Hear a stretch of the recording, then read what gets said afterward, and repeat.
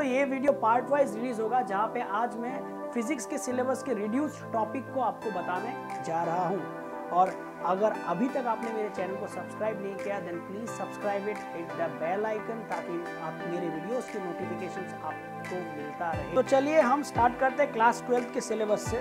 तो अगर आप क्लास 12 के सिलेबस को देखोगे तो सिलेबस में बहुत ज़्यादा चेंजेस नहीं किया गया है। जो यूनिट है उसी यूनिट को रखा गया है, बट चेंजेस यहाँ पे टॉपिक्स पे किए गए हैं, चैप्टर्स पे। और मैं बता देना चाहता हूँ जो मार्क्स है, मार्क्स भी एज इट इज ही रखा गया है। इन चीज़ों के साथ किसी भी तरीके का चेंजेस नहीं किया गया है। तो ये अगर आप देखोगे चैप्टर 1, तो चैप्टर 1 है इलेक्ट्रिक चार्ज एंड फील्ड। इसमें से uniform charge thin spherical shell, इसको रिमूव कर दिया गया है, मैंने अंडरलाइन कर दिया गया, इस टॉपिक को यहाँ से रिमूव कर दिया गया है। और चैप्टर 2 में वैसा कोई चेंजेस नहीं किया गया।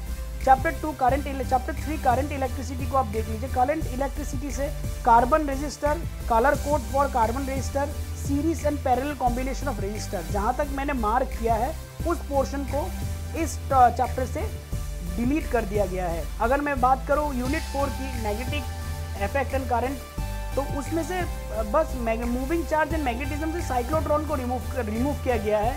लेकिन चैप्टर 5 से बहुत सारा चीज़ों को रिमूव किया गया है। और मैं बताना चाहता हूँ कि ये बहुत ही इंपॉर्टेंट चैप्टर है।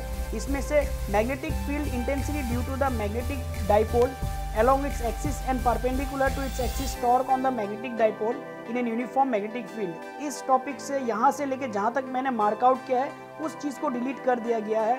और यहाँ पे आप देख लीजिए para dia ferro magnetism substances with examples electromagnets and factors affecting the strength and permanent magnets, तो इस पोर्शन को भी रिड्यूस कर दिया गया है। और अब बात करते हैं यूनिट 5 की।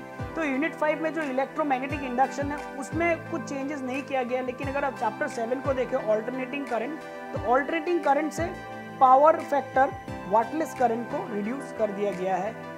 और इलेक्ट्रोमैग्नेटिक वेव्स की अगर मैं बात करूं, वेव्स में जो बेसिक चीज़ है, basic idea of displacement current, इसको रिड्यूस किया गया है। और ऑप्टिक्स की अगर मैं बात करूं, ऑप्टिक्स में रे ऑप्टिक्स में यहाँ पे reflection of light, spherical mirror and mirror formula, इस चीज़ को रिड्यूस कर दिया गया है। और ये बेसिक चीज़ें था जो हमने क्लास 10 पे पढ़ा था, लेकिन अब इस चीज़ को यहाँ से due to pandemic situation reduce कर दिया गया है। अलॉन्ग विथ यहाँ पे आप देख सकते हो scattering of light, blue colour of light, reddish appearance, ये सारी चीज़ें हमने क्लास 10 में भी पढ़ा था। लेकिन दोस्तों यहाँ पे मेरे से गलती हो गया, ये इस टॉपिक को रिड्यूस नहीं किया है, इस टॉपिक को एज इट इज़ रखा गया है, यहाँ पे कोई भी रिडक्शन नहीं किया गया है। उसके बाद अगर हम नेक्स्ट टॉपिक पे चलते हैं वेव ऑप्टिक्स, तो वेव ऑप्टिक्स पे देखो resolving power of microscope and astronomical telescope, polarization of plane polarized light, Brewster's law, use of plane polarized light, जहाँ तक मैंने मार्क किया है पोलरॉइड्स, इस टॉपिक को रिड्यूस कर दिया गया है। फिर अगर मैं ड्वेल नेचर की बात करूं, dual nature of radiation and matter, तो यहाँ से डेविसन जार्मर एक्सपेरिमेंट को सिर्फ रिड्यूस किया गया है। एटम एंड न्यूक्लियाई की अगर मैं बात करूं, ये टॉपिक आपको केमिस्ट्री में भी मिलने वाला है। तो ये बहुत ही इंपॉर्टेंट टॉपिक है, क्योंकि यहाँ से बहुत ज़्यादा क्वेश्चंस पूछा जाता है। कॉम्पिटिटिव एग्जाम्स में जाओ, इंजीनियरिंग एग्जाम्स देने के लिए जाओगे तो यहाँ इसमें से क्वेश्चंस आने वाला है। तो मैं तो कहूँगा जो टॉपिक मैंने आपको बता के रखा है, भले वो रिड्यूस कर दिया गया हो, लेकिन आप उसको पढ़ना ज़रूर। तो यहाँ से देख लो radioactivity alpha beta gamma particles and their properties, radioactivity, decay law, half life, इस चीज़ को यहाँ तक रिड्यूस कर दिया गया है।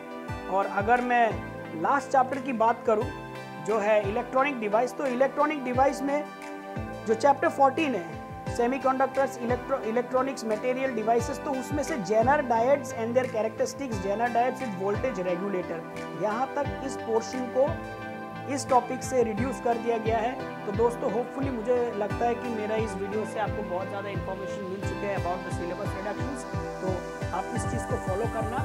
Due to the pandemic situation इन सारी चीज़ों को रिड्यूस कर दिया गया है। हालांकि इन टॉपिक्स को रिड्यूस कर दिया गया है, पर फिर भी मैं बता रहा हूँ ये सारे टॉपिक्स बहुत ही इंपॉर्टेंट टॉपिक्स हैं। कॉम्पिटिटिव एग्जाम्स में इन टॉपिक्स से क्वेश्चन बिल्कुल पूछा जाता है। भले ही ये बोर्ड पॉइंट ऑफ व्यू से इम्पॉर्टेंट ना हो, लेकिन कॉम्पिटिटिव पॉइंट ऑफ व्यू से बहुत ही इम्पॉर्टेंट है और आप इन चीज़ों को ज़रूर पढ़ना। मेरा वीडियो आपको पसंद आया हो then please like it, share it and subscribe it.